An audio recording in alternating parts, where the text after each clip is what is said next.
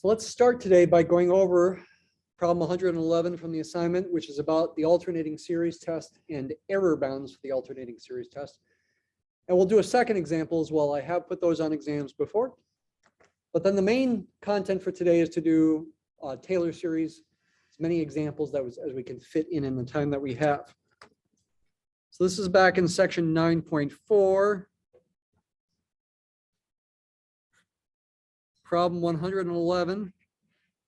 The series that you were looking at there was the alternating harmonic series.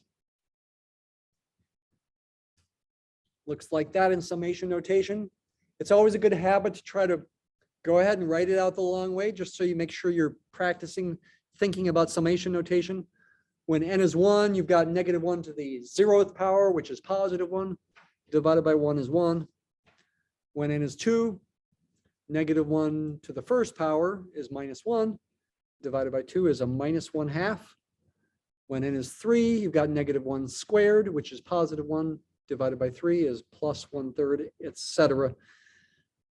Like the harmonic series, except the signs alternate plus, minus, plus, minus. Alternating harmonic series is what this is called. We have seen this before, and we saw that it actually converges by the alternating series test. And we, in fact, use Mathematica to see that it converges to natural log of 2 of all things, which is about 0.693. We won't actually use the alternating series test here, but let's think about it. Alternating series have this form. I think the textbook makes a mistake here in using the same notation, AN, for part of the terms, for the positive versions of these terms that are being added and subtracted and added and subtracted. I think it would be good to use a different letter. I use BN. So for us, I'm thinking of this series as B1 minus B2 plus B3 minus B4 plus B5 minus B6, etc. So the B's themselves are not the terms. It's -1 to the n minus 1 times the B's that are the terms. The B's themselves are all positive. Bn is 1 over n, which is always positive. And Bn, the general nth term that is being added or subtracted here, is a decreasing sequence that decreases to 0. Is a decreasing sequence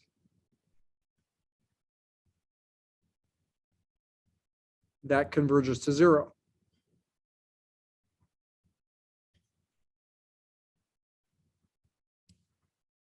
Bn is a decreasing sequence that converges to 0, if you can't quite see that. That's the setup that allows you to apply the alternating series test. Because in the alternating series test, they use AN. The ANs are positive and decreasing. AN plus 1 is less than AN, and they go to 0. Under the conditions of that test, you know this series will converge, in spite of the fact that the harmonic series itself diverges. But for us today, we want to use theorem 9.9 about error bounds. In problem 111, it says the nth partial sum has a distance to the exact sum. S is the exact sum, the infinite sum. Is what I'm hinting, what I'm meaning there when I say exact sum is the infinite sum.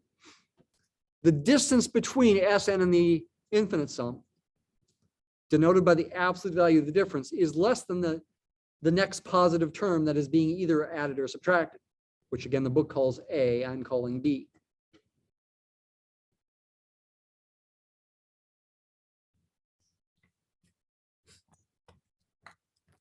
So theorem 9.9 implies that the absolute value of S, the sum of the convergent infinite series, is what S is. The absolute value of S minus the nth partial sum Sn is less than, in my notation, B sub n plus 1. The positive next term, so to speak, that is either being added or subtracted. really the next term includes the -1 to the n minus 1. But when I'm thinking of it like this, I'm saying these b's are all positive and I'm either adding them or subtracting them in the next term. For this problem, bn plus 1 is this thing except replace n with n plus 1. That's what this bn plus 1 is for this problem. And when you did it using an plus 1, you should have gotten the same thing, 1 over n plus 1. We want to choose n by the theorem. We know we can choose an n so that this is less than whatever we want. And in the example problem 111, we want to make it less than 0.01. That's what we want. We want to choose n big enough so that that happens. It's just a matter of solving this inequality for n now. Take the reciprocals of both sides so that you get n in the numerator. Flip the fractions. Flip this fraction, you just get n plus 1, right? Over 1, which is n plus 1. 0.01 is 1 over 100. When you flip that fraction, you get 100. And the inequality has to turn around there. I hope that makes sense. 200 is bigger than 100, and therefore 1 over 200 is less than 1 over 100.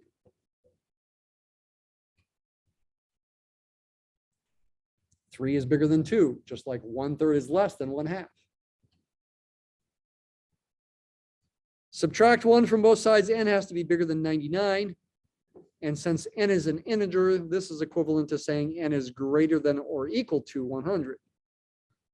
And that would be your answer for the problem. That's the value n that by the theorem will guarantee you to give an error less than 0.01. Now it's possible, in fact, it's even likely, you might say, that a smaller value of n will work. So this is the value of n that's guaranteed by the theorem. Let's confirm things with technology here.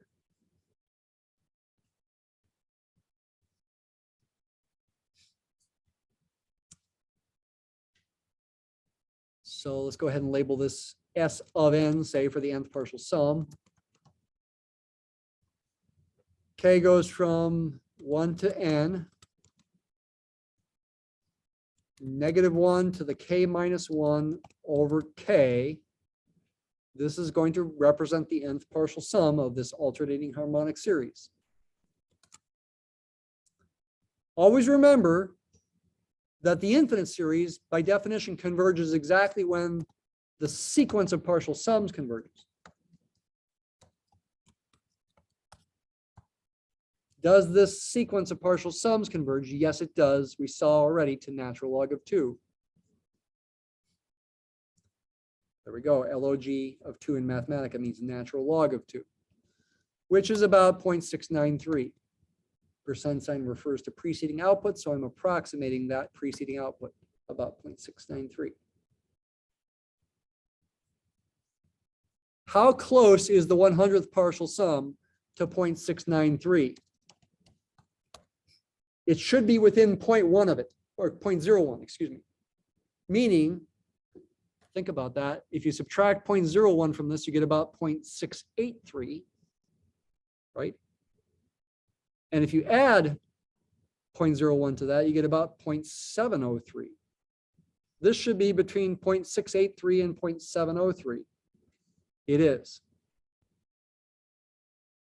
Confirming the theorem. How close is it? Take the actual value, log 2, minus this approximate value. It's actually about 0.005 units away, half of what we were trying to get within. We were trying to get within 0.01, and we actually got within 0.005. So perhaps like 50 might even work, and it does, in fact. So we could get away with a smaller value of n, but we're after the guarantee that comes from the theorem. And if we want the guarantee, we want to use n equals 100 or greater. Does that make sense? Let's try another example. This happens to be problem 113.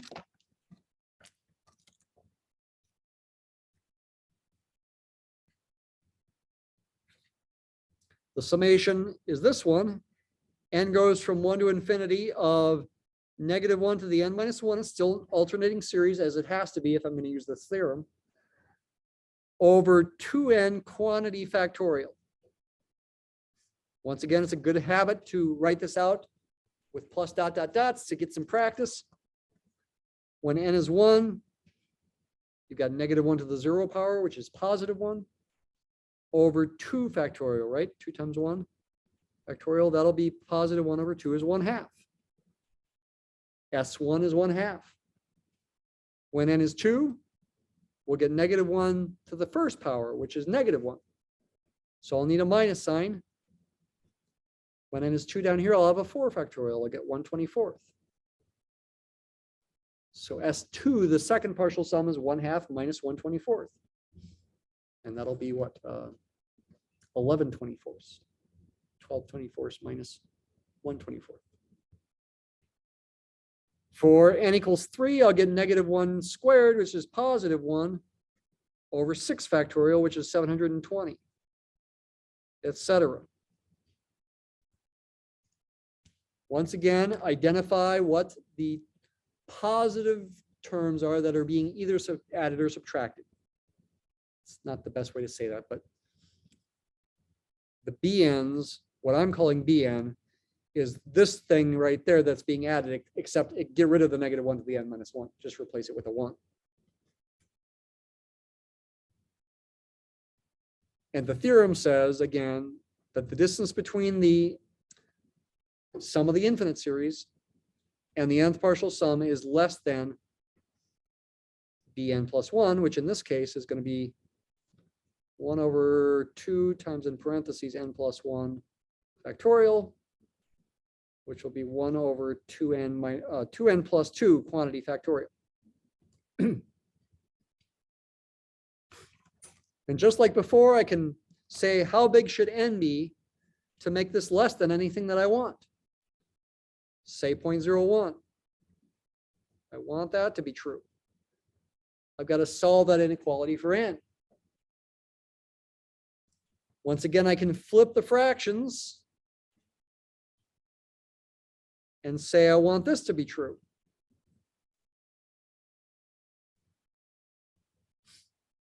How do you solve that for n? Doesn't look so easy. How do you get rid of the factorial? Don't. Oops. Just use trial and error. That's all you have to do. If n is 1, that's a 4 factorial. 24 is not bigger than 100. When n is 2, 2 times 2 plus 2 is 6. 6 factorial, 720. We're already bigger than 100. n is 2 works. Or bigger. Answer, by trial and error, is n greater than or equal to 2. Just trial and error. Guess and test.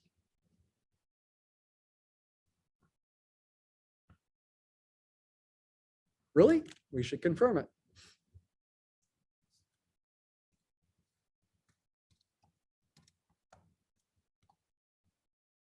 The summation is now of terms that look like -1 to the k minus 1. I guess I'm using k here. Okay, yeah, that's okay. Over 2k factorial. What's the limit of this as n goes to infinity? Do I know the answer? In part because of the previous class. I made a mistake, but I fixed my mistake after I saw the answer. I know the answer to this is actually 1 minus cosine of 1. What? Actually, Mathematica computes it faster if I do it as an infinite sum to begin with.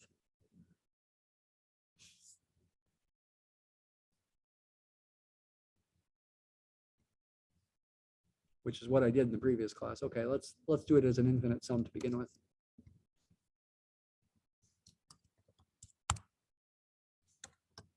One minus cosine of 1. I almost guessed that right in the first class. I got a little mistake. How did I know? How did I almost get it right? Because I know some things that you don't about Taylor series for cosine in particular, which we'll talk about today.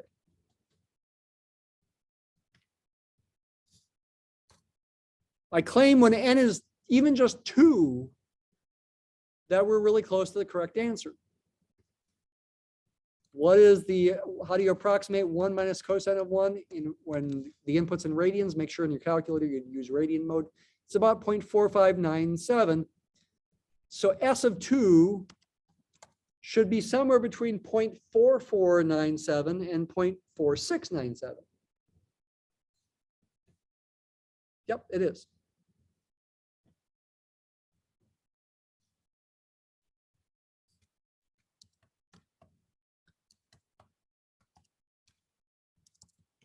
It's about 0.001 units away. I was just trying to get within 0.01 units away. I got almost 10 times better even. The theorem gave me a guarantee, but we did much better than we even were trying to get, you might say. We got within 0.001 almost, instead of just 0.01.